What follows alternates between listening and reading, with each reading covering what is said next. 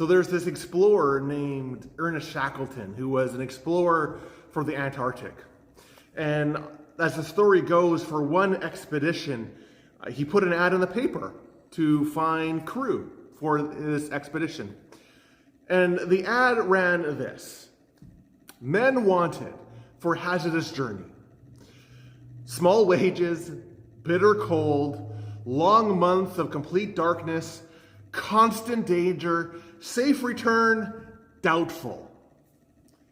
Not a glorious job description, if you ask me, but it was truthful, and it was honest, and it articulated the reality that people would face. You know, if anybody ever says to you, just believe in Jesus and all of your problems will disappear, well, they don't know what you're talking about. Because Jesus, even he doesn't say that. In our gospel reading today, Jesus is quite clear to the disciples that following Jesus is going to possibly lead them into a time of persecution and hardships. They're going to be brought before governors and rulers, and they're going to be rejected and persecuted, Jesus says.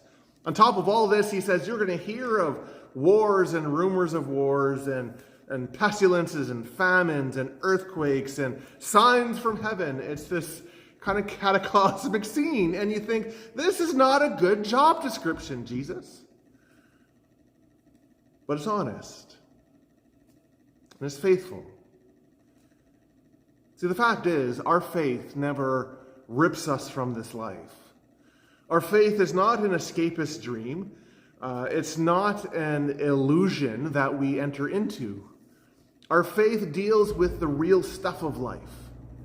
And faith speaks into the real stuff of life, the imperfections that sometimes that we have to contend with, the imperfections of the world around us, the imperfection within myself and within each other.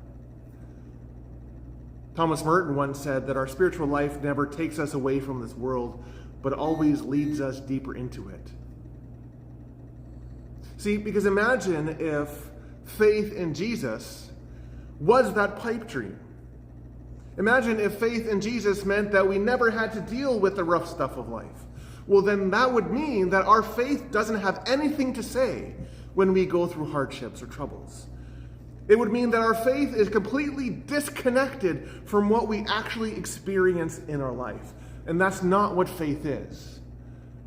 And that's not what the incarnation is. Jesus comes and dwells in the midst of life, in the midst of everything that we go through, so that he can speak a better word, so that he can speak a word of life and healing and restoration. And that's what we are called to do in the midst of things. You know, in the midst of this cataclysmic end time scene that Jesus puts forward, one of the things that Jesus says is, but this will give you the opportunity to testify. This will give you the opportunity to show just what it means to rely on the power of God. So, if you're going through something in your life today, it doesn't mean that God has abandoned you.